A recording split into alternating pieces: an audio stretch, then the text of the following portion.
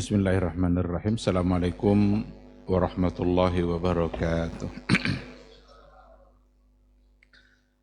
Innal hamdalillah nahmaduhu wa nasta'inuhu wa nastaghfiruh wa na'udzu billahi min syururi anfusina wa min sayyiati a'malina. May yahdihillahu fala mudhillalah wa may yudlilhu falan tajida lahu waliyyan mursyida. Asyhadu an la ilaha illallah wahdahu la syarikalah wa asyhadu anna Muhammadan abduhu wa rasuluhu la nabiyya wa la rasula ba'dah.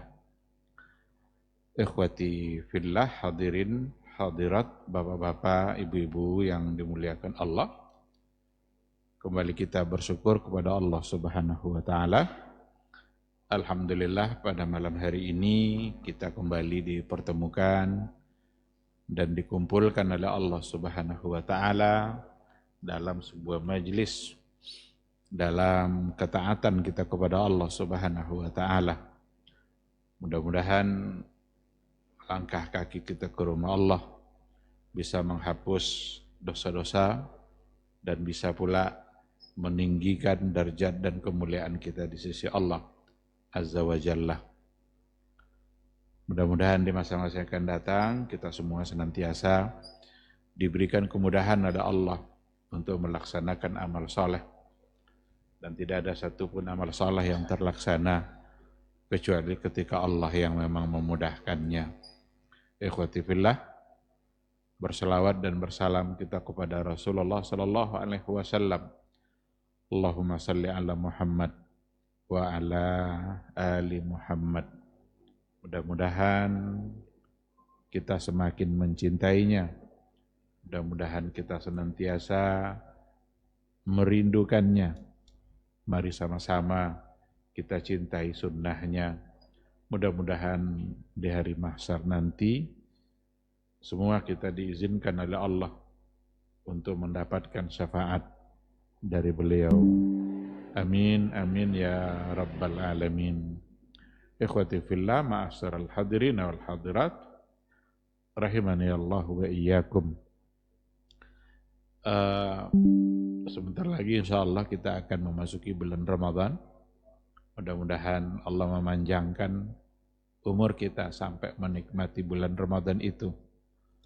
Tidak ada di antara kita yang bisa memastikan, tidak ada yang bisa menjamin apakah kita benar-benar akan memasuki bulan Ramadan itu.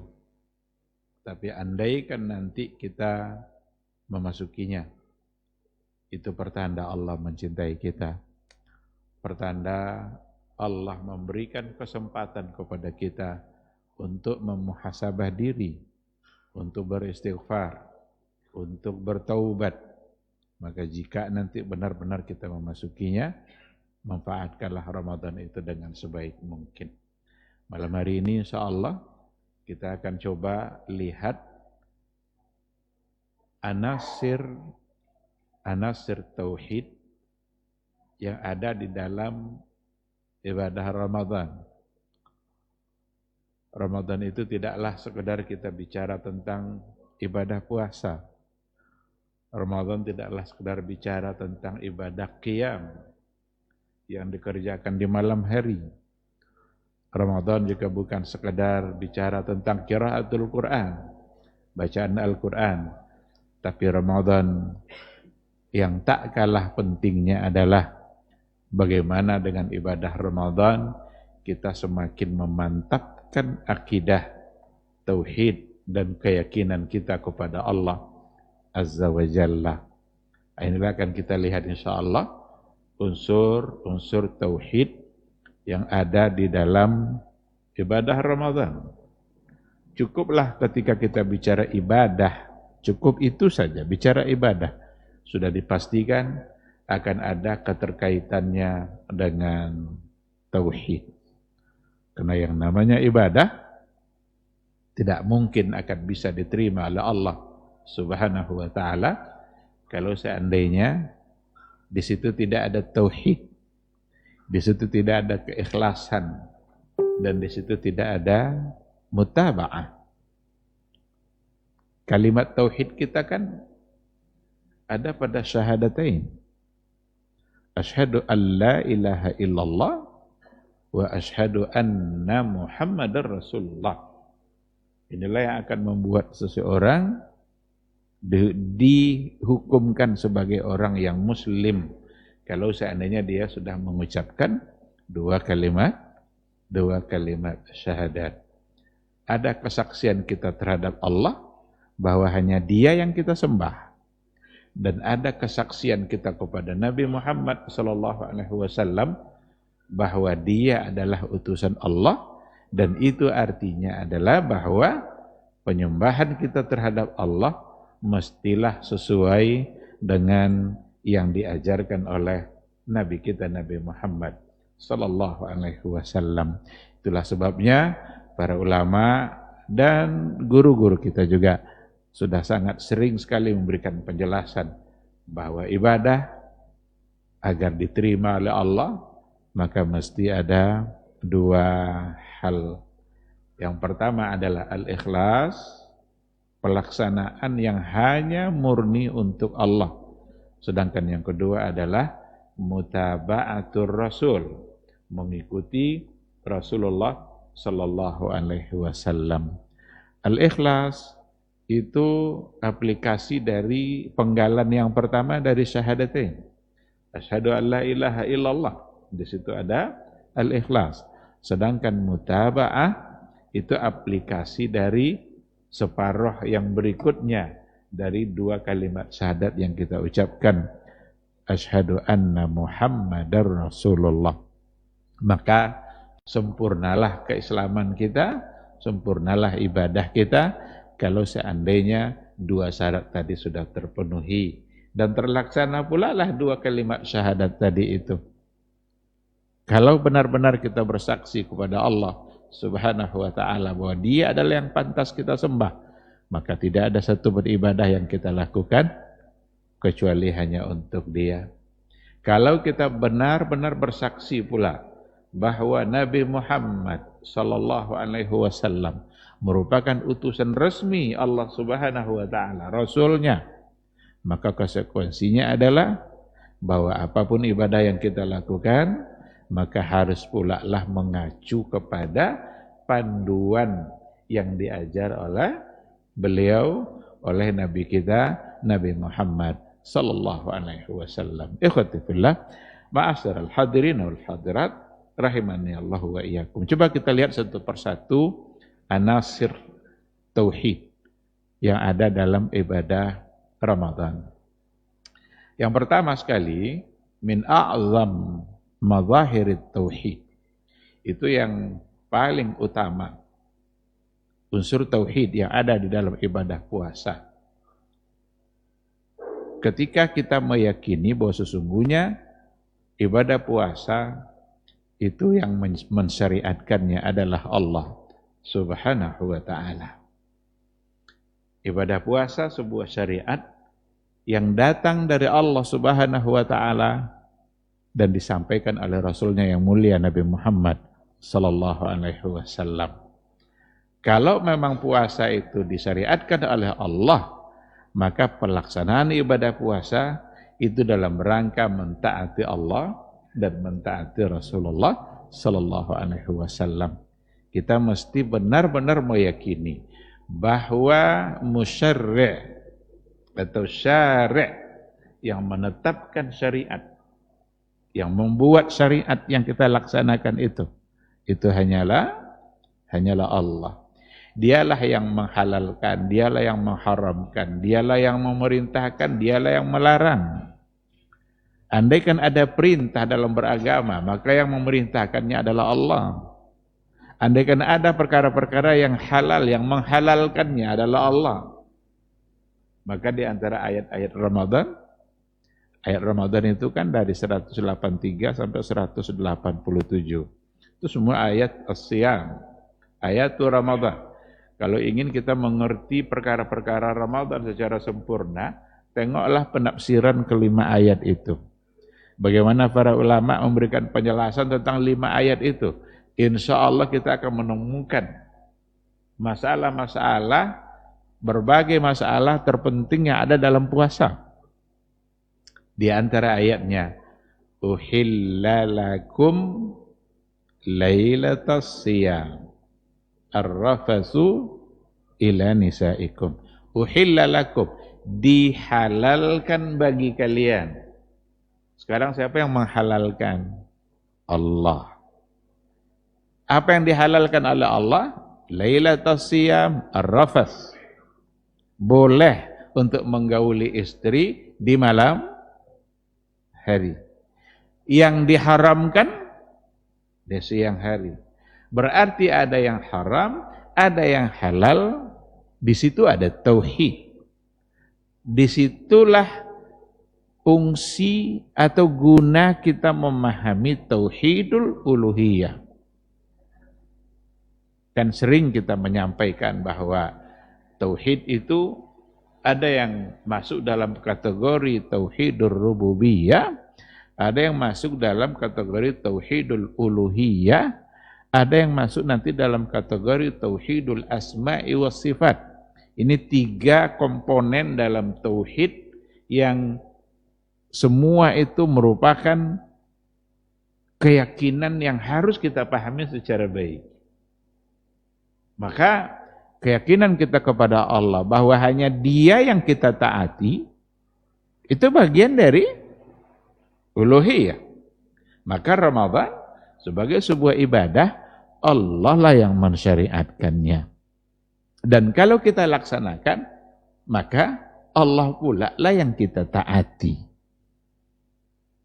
Apapun yang berkaitan dengan Ramadan nanti, mesti semuanya terkait dengan Allah Subhanahu wa ta'ala. Kalau seandainya memang Ramadan itu adalah mentaati Allah, maka kita mesti mentaatinya sesuai dengan cara yang diajarkan oleh Rasulnya. Mentaati Allah, mentaati Rasul. Mentaati Rasul, mentaati Allah. Maka ketika Allah mensyariatkan puasa, disampaikan oleh Nabi-Nya, kapan baru kita terbukti mentaatinya? Kalau seandainya kita melaksanakannya sesuai dengan cara-cara yang diperintahkan oleh Allah dan diajarkan oleh Rasulullah sallallahu alaihi wasallam, mulai dari awal sampai akhir. Bagaimana cara kita menyambut Ramadan? Apakah kita melakukan hal-hal yang justru di situ ada kemaksiatan? Apakah kita akan menyambutnya dengan cara-cara yang justru dengan cara itu kita malah dimurkai oleh Allah? Berarti kita tidak sedang mentaatinya. Berarti kita sedang melakukan sesuatu yang justru bertentangan dengan yang Dia suruh. Rasulullah sallallahu alaihi wasallam ketika datang bulan Ramadan, beliau menyampaikan kabar gembira itu kepada para sahabatnya.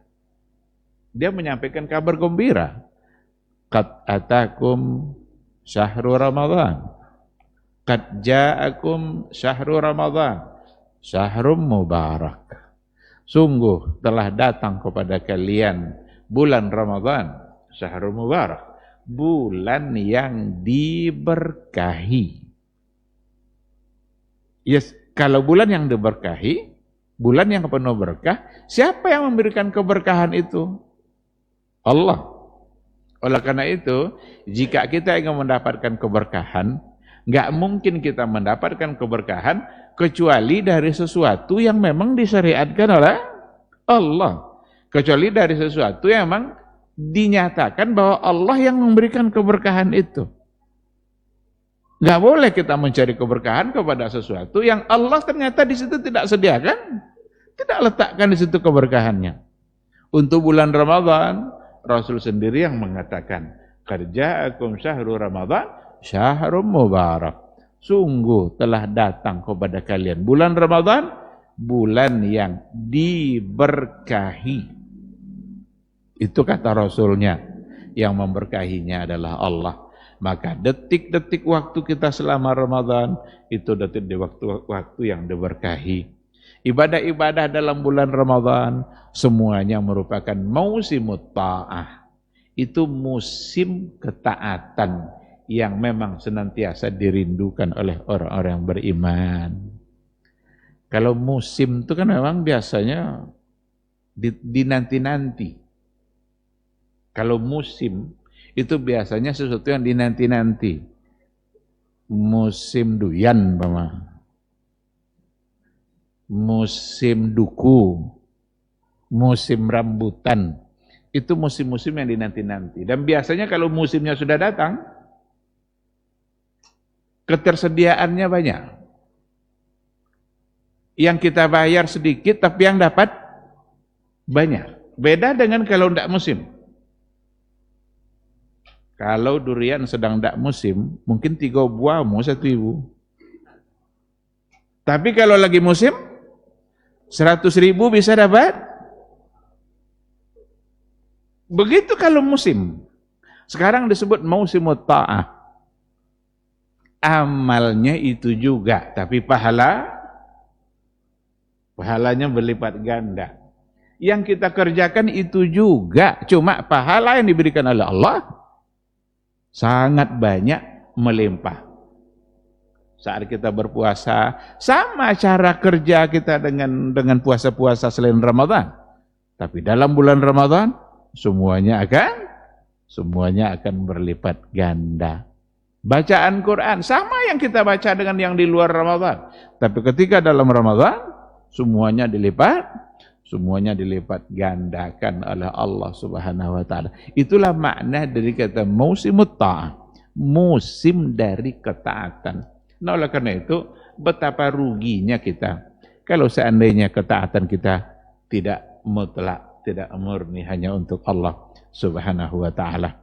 Jadi ini poin yang pertama, min a'zami mazahirit tauhid. Itu di antara mazahir fenomena tauhid yang ada dalam Ramadan, unsur yang paling besar itu adalah tauhidul uluhiyah. Bagaimana kita mentauhidkan Allah secara uluhiyah, kita memberikan ibadah kita semata-mata hanyalah untuk Allah, karena dialah yang mensyariatkan, dia sumber dari kewajiban ini.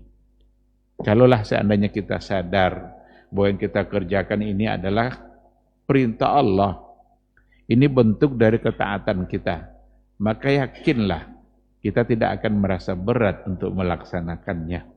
Karena pelaksanaannya adalah sebagai bukti dari ketaatan. Bukan hanya sekedar menahan lapar, sekedar menahan tidak minum saja. Karena kalau sekedar yang diingat tidak makan, tidak minum, mungkin akan terasa berat. Maka banyak orang yang tidak puasa. Wal'iyadzubillah. Kadang bangga pula dengan tidak puasanya itu. Sengaja pula minum di depan orang. Pakai tangan kiri pula. Berapa banyak kesalahannya? Minum saat orang berpuasa, terang-terangan untuk tidak berpuasa, pakai tangan kiri pula, berlipat-lipat. Itu orang-orang yang sedang tidak menyadari bahwa sesungguhnya dia adalah hamba Allah. Itu orang-orang yang dalam hatinya ada kesombongan, lupa dia kalau seandainya saat itu Allah bisa mematikan dia.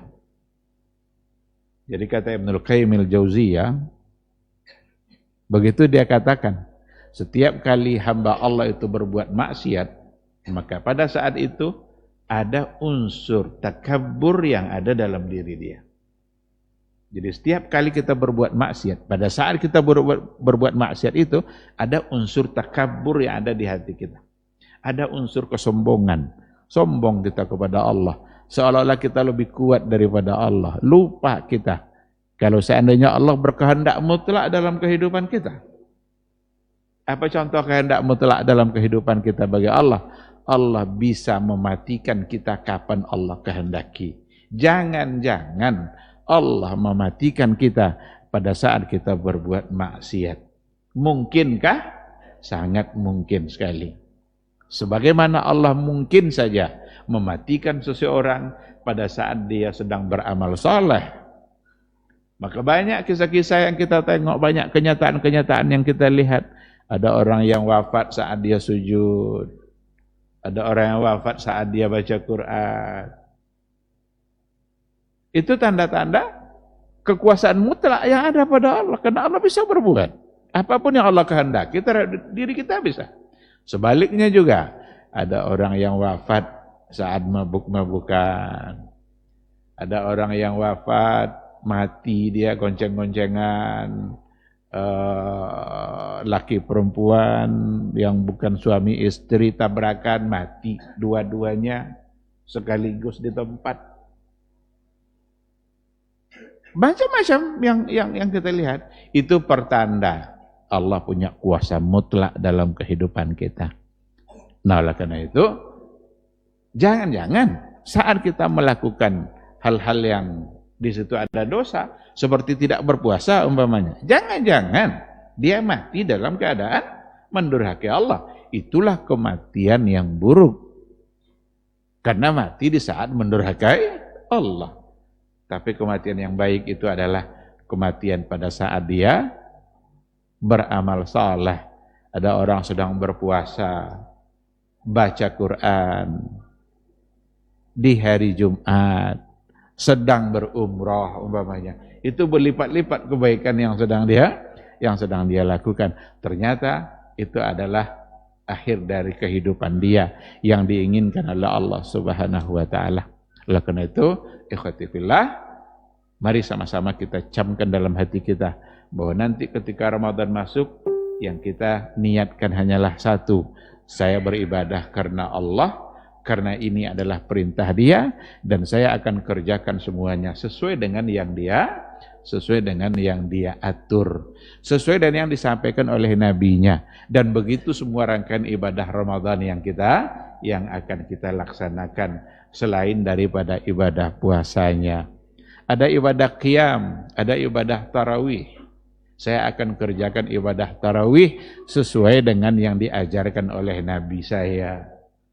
Seperti apa Nabi saya mengerjakan, seperti apa yang disampaikan oleh para ulama dalam riwayat-riwayat yang ada, begitu pula yang akan saya lakukan.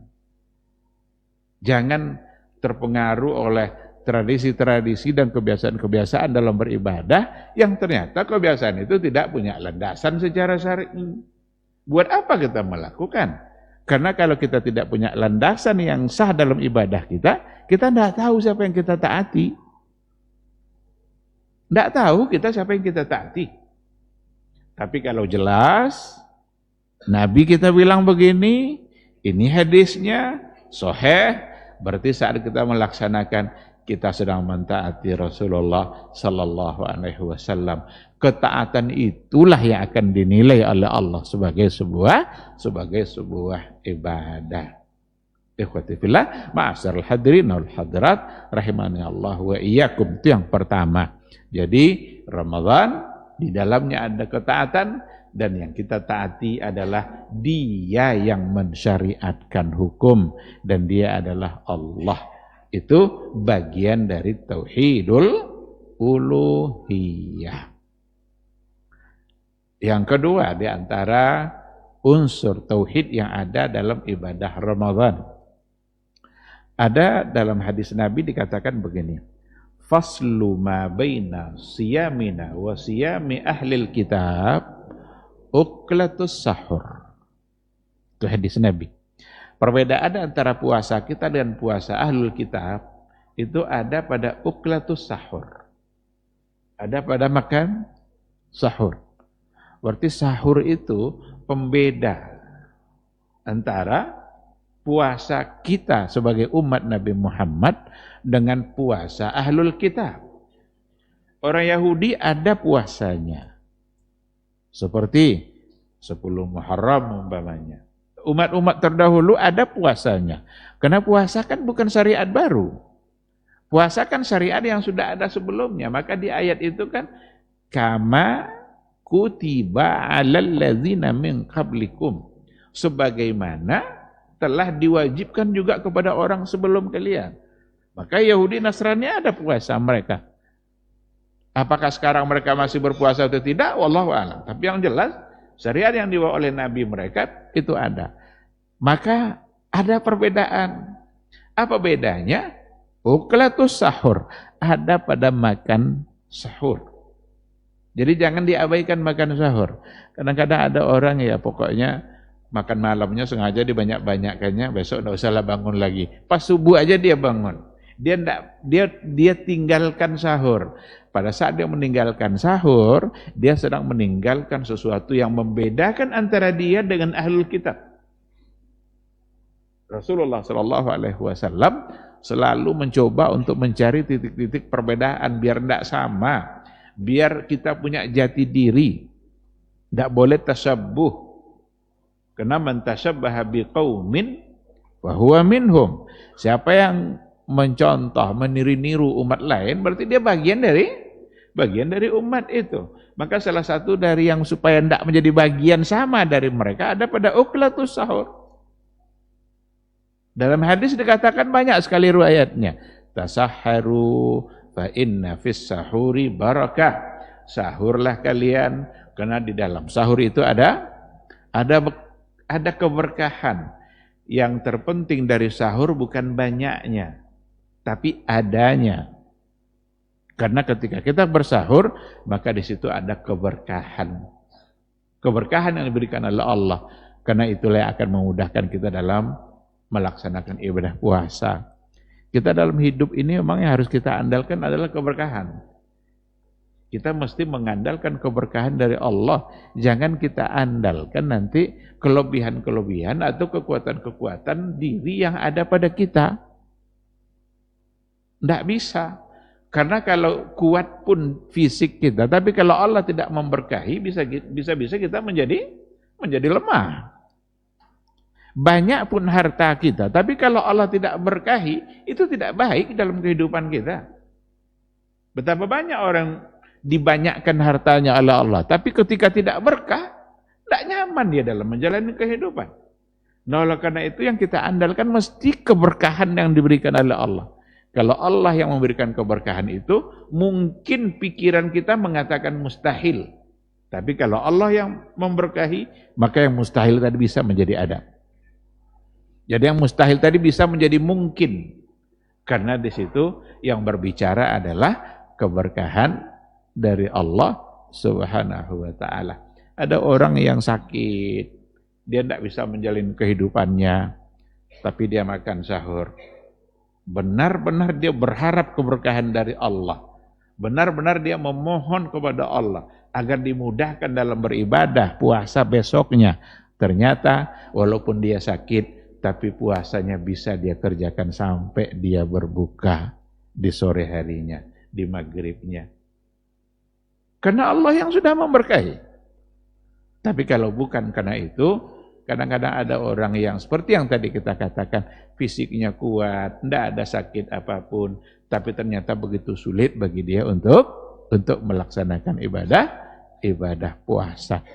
Nah, oleh karena itu, perbedaan ini menjadi anasir tauhid. Ini menjadi bagian dari unsur-unsur tauhid. Karena ketika kita melaksanakan makan sahur itu, berarti kita sedang berupaya untuk berbeda dan menyelisihi ahlul kitab.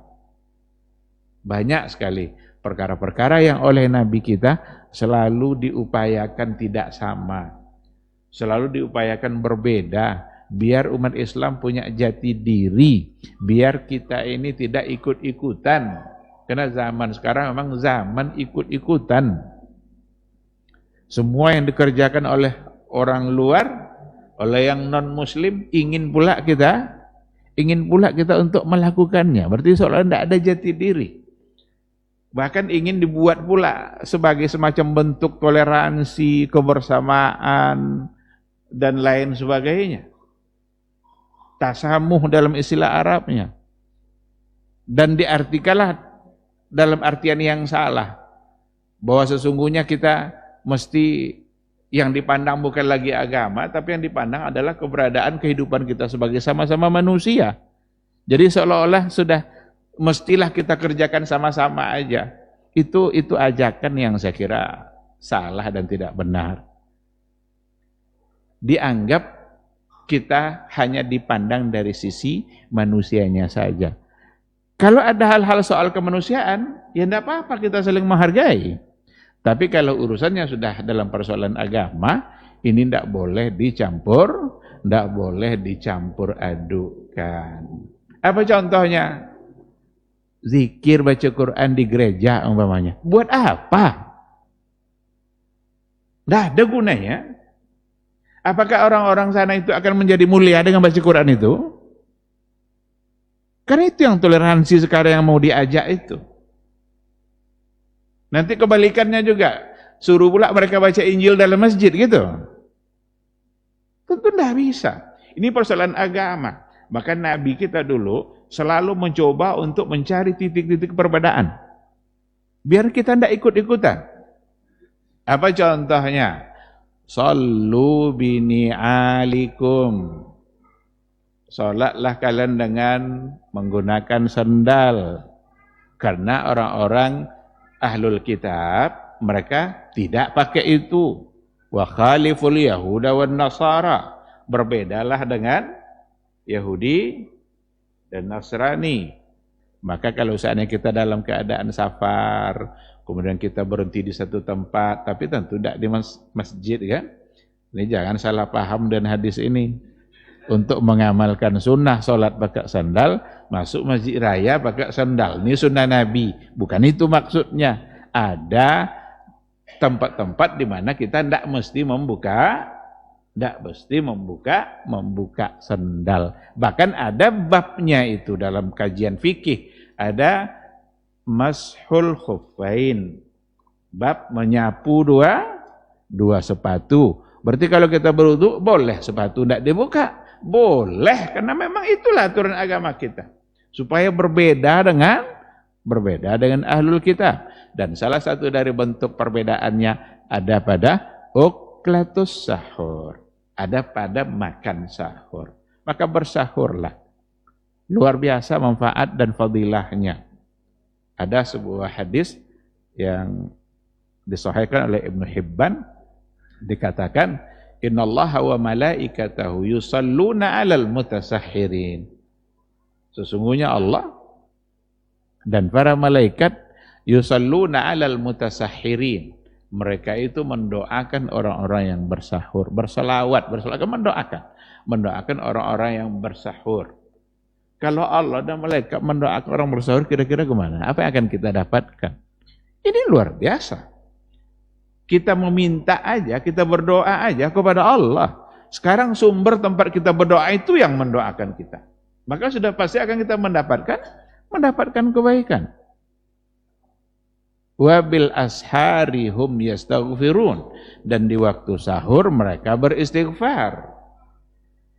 Nah, jadi di sini perlu juga dipahami secara baik, sahur itu sebenarnya bukan hanya istilah untuk makan.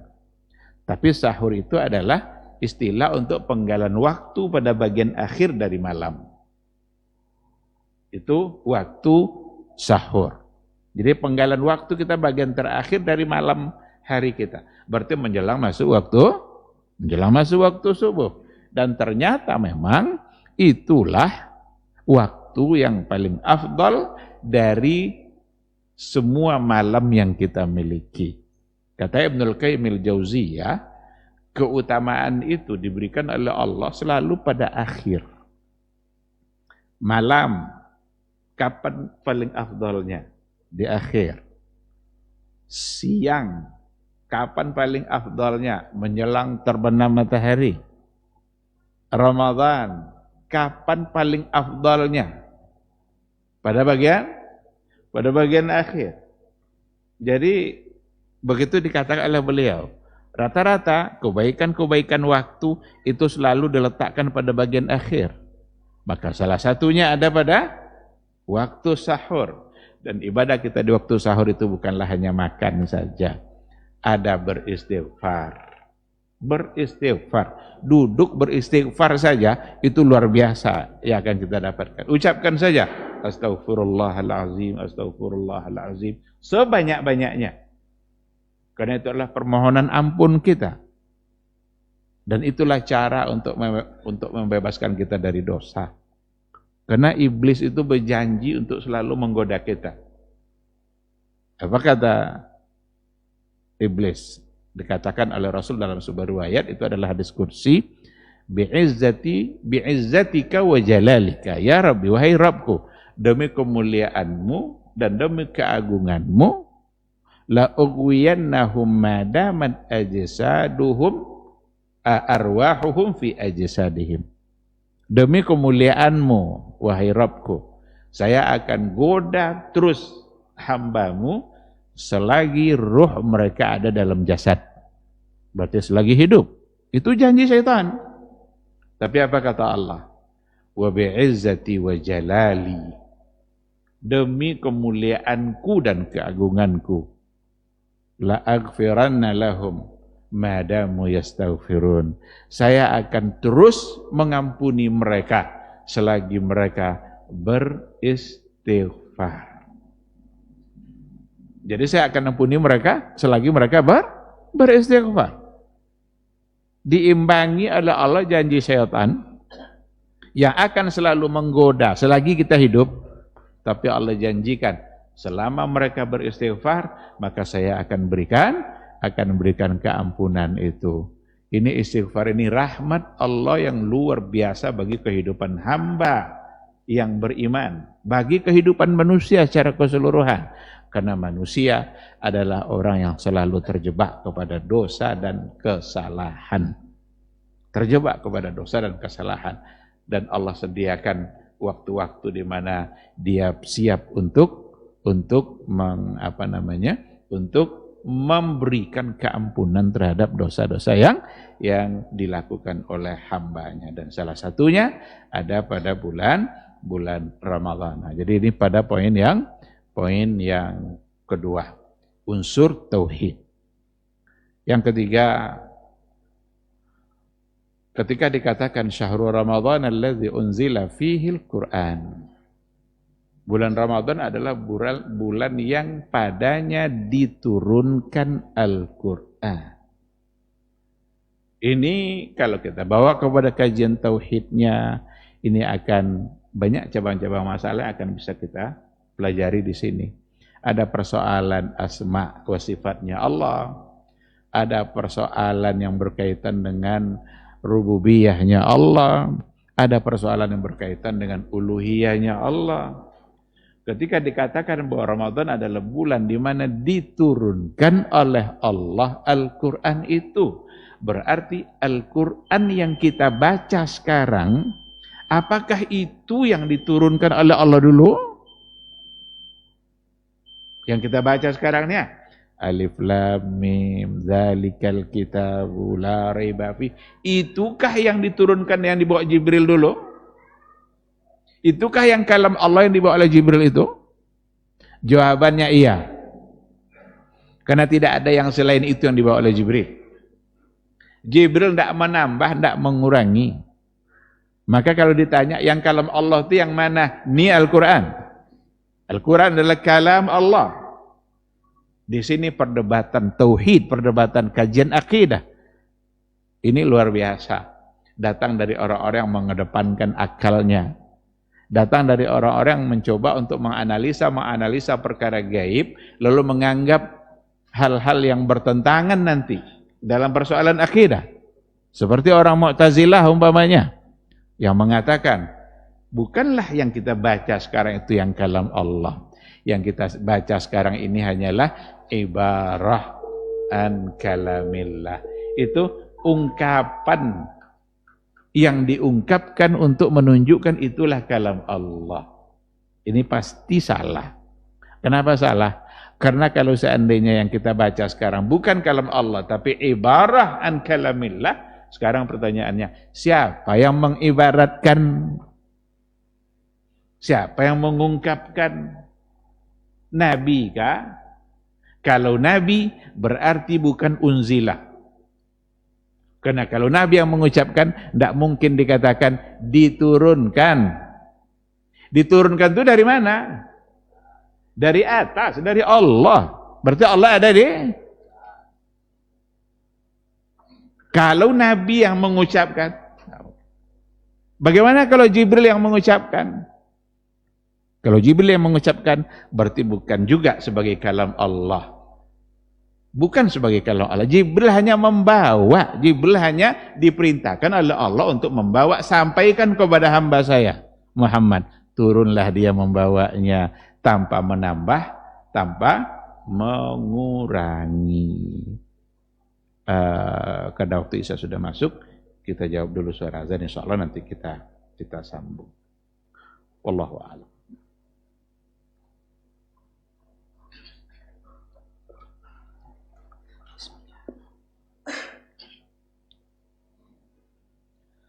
Allahu Akbar, Allahu Akbar.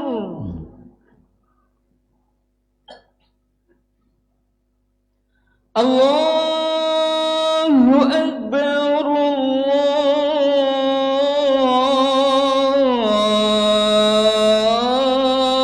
Allahu Akbar.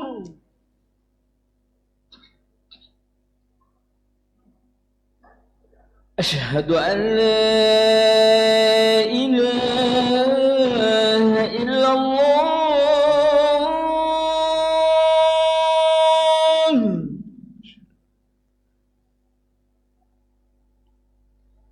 Asyhadu an la ilaha illallah.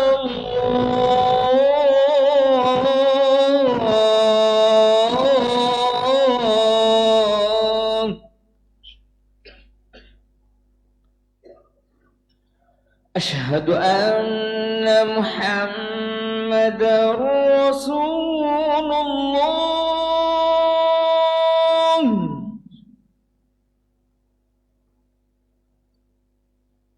Asyhadu anna Muhammadar Rasulullah.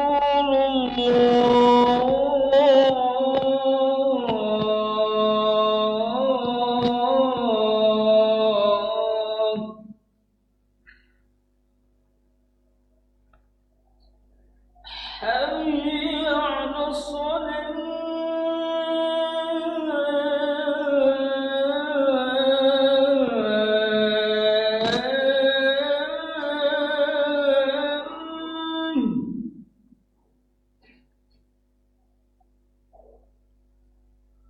حي على الصلاة.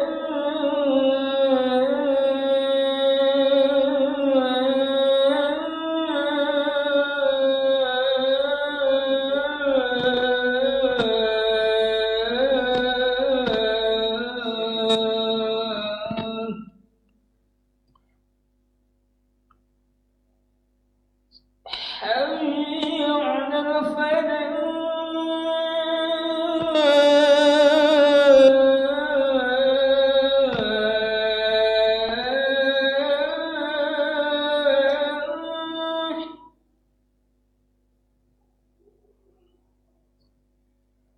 حي على الفلاح.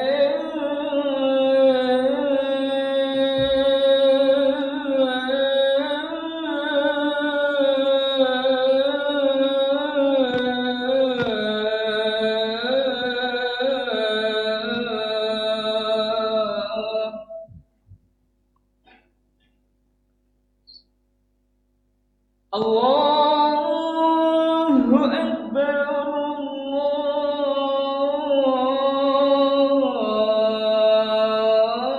Allahu Akbar.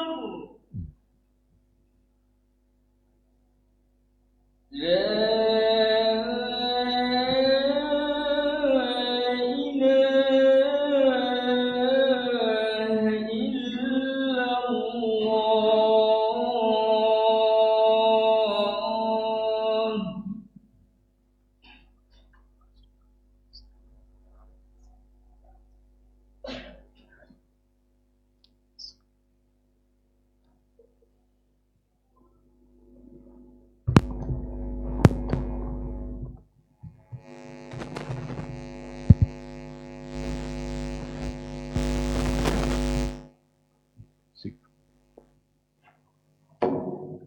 Assalamualaikum warahmatullahi wabarakatuh.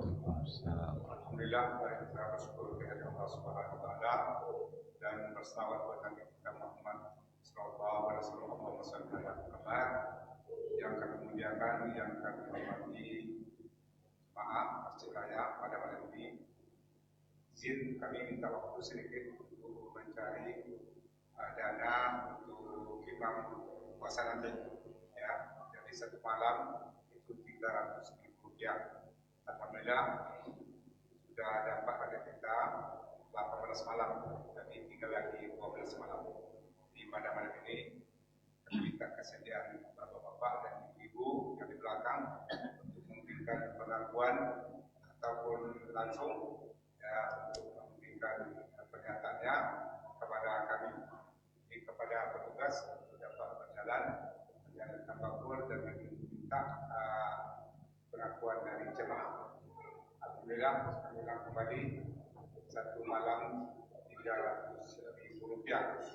Insyaallah imam kita nanti akan tampil, tentu akan berbeda-beda dengan suara yang sudah pilihan kita bersama. Jadi untuk nyamanan nanti kita sholat tarawih berjemaah di masjid tadi. Jadi inilah kegiatan kami kepada bapak-bapak dan ibu untuk memberikan bantuan bisa orang mau kita nanti lelahnya 300.000 rupiah. Demikian disampaikan, terima kasih atas bantuannya, semoga menjadi amal kepada. Assalamualaikum warahmatullahi wabarakatuh. Waalaikumsalam warahmatullahi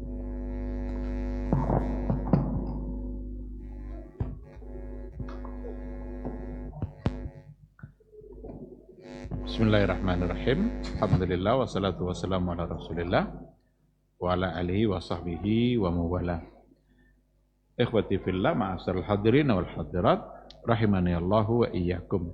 Jadi pada poin yang ketiga, di antara unsur tauhid yang ada dalam ibadah Ramadan adalah ketika kita mesti meyakini Al-Qur'anul Karim diturunkan langsung dari Allah Subhanahu wa taala, dan apa yang kita baca sekarang itulah yang diturunkan itu.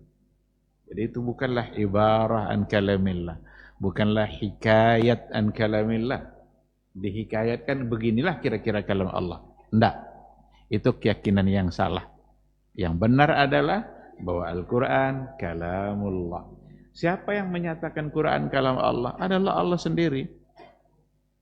Wa in ahadum minal musyrikin astajaraka fa'ajirhu hatta yasma'a kalam Allah. Kalau ada orang-orang musyrik itu yang minta suaka, minta perlindungan, kasih perlindungan. Hatta yasma'a kalam Allah. Sampai dia mendengarkan kalam Allah. Apa maksud kalam Allah di sini? Al-Quran. Zalikal kitabu la raiba fi. Zalikal kitab, Al-Quran. La raiba fi. Tidak ada unsur keraguannya sama sekali. Sebagai petunjuk bagi orang-orang beriman. Satu-satunya yang tidak punya keraguan atau yang tidak boleh diragukan dari semua kitab yang ada hanyalah Al-Quranul Karim, yang memang diturunkan datang dari Allah Subhanahu wa taala. Oleh karena itulah kita sebagai hamba Allah diberikan kemuliaan dengan membacaan Al-Quran. Bahkan Ibnu Salah mengatakan kemuliaan membaca Al-Quran itu hanya ada pada manusia. Bahkan malaikat pun tidak mendapatkan kemuliaan itu. Apa kata Ibnu Salah?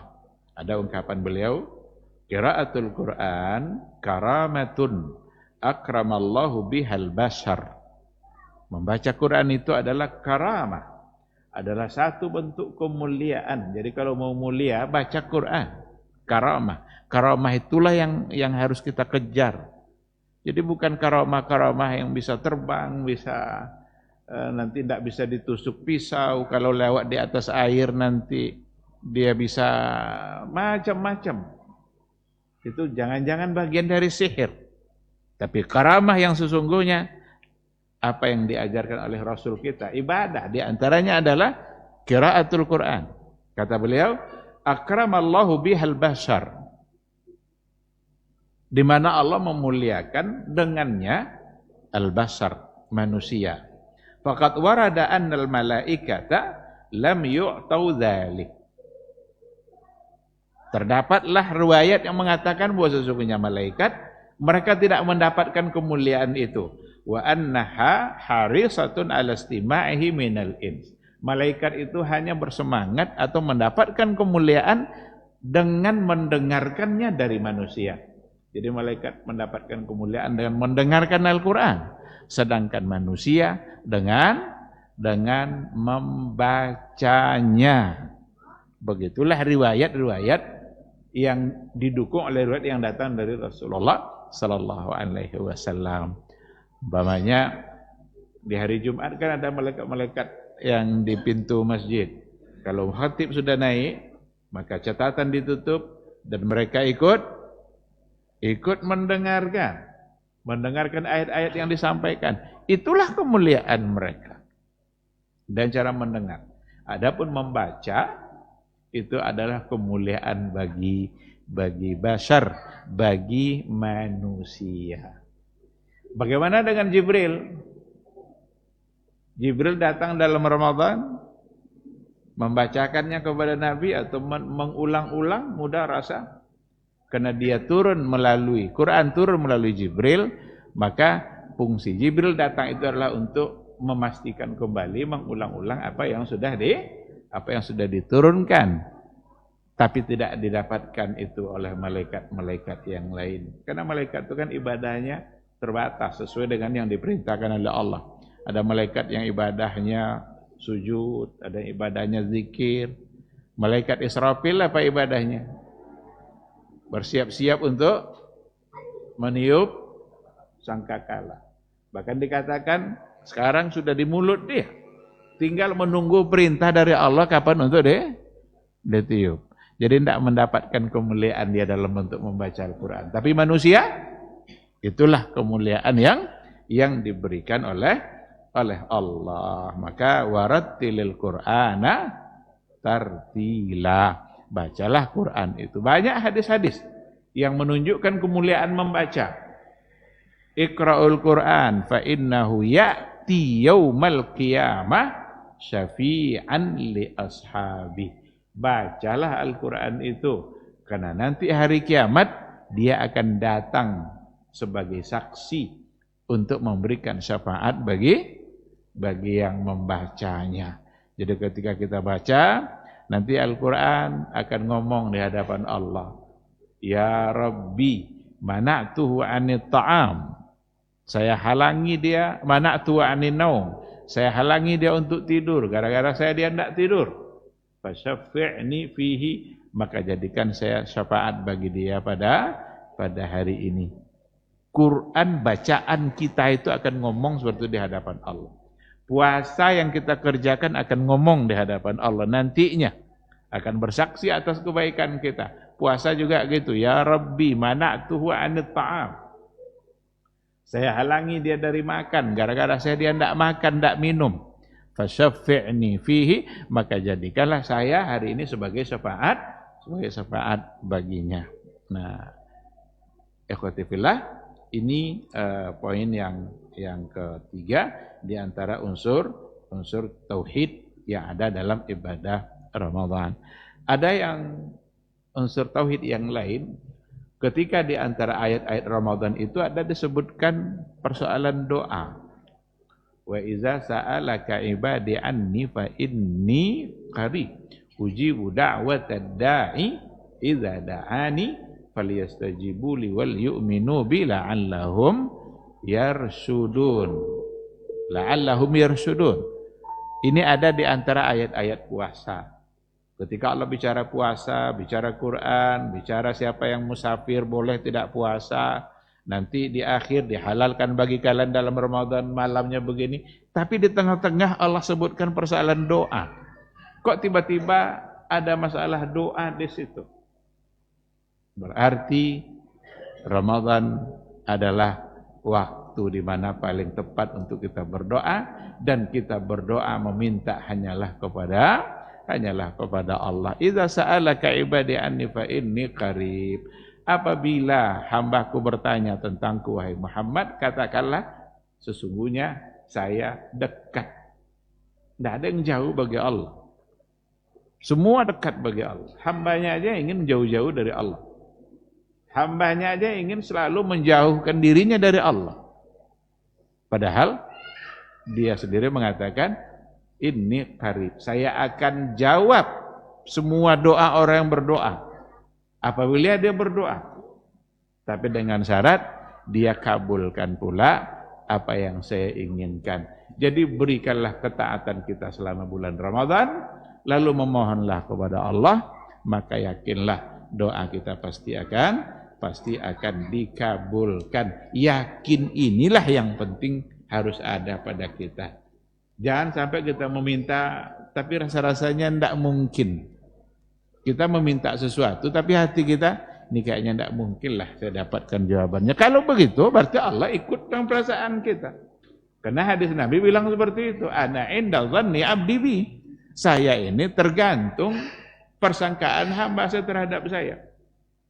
Kalau kita sendiri yang sudah menduga tidak akan mungkin didapatkan jawabannya, berarti Allah akan ikut apa yang sudah ada di pikiran kita. Maka ud'ullaha wa antum muqinuna bil ijabah. Memohonlah kepada Allah dan kalian yakin bahwa doa kalian akan dikabulkan. Ikhwati fillah, ma'asal hadirin wal hadirat, rahimani Allah wa iyyakum. Tentu saja ada banyak poin-poin tauhid yang ada dalam ibadah Ramadan, tapi tidak mungkin untuk kita sampaikan semuanya. 4 poin yang kita sampaikan adalah yang terpenting di antara poin-poin penting dalam masalah tauhid di dalam ibadah Ramadan. Semoga Allah Subhanahu wa taala memanjangkan umur kita sampai masuk bulan Ramadan dan memberikan kesehatan yang maksimal serta memudahkan kita untuk memanfaatkan detik-detik Ramadan, semuanya adalah untuk mendulang pahala. Terima kasih. Subhanakallah bihamdika asyhadu an la ilaha illa anta astaghfiruka wa atubu ilaik. Wassalamualaikum warahmatullahi wabarakatuh. Baba TV Sunnah.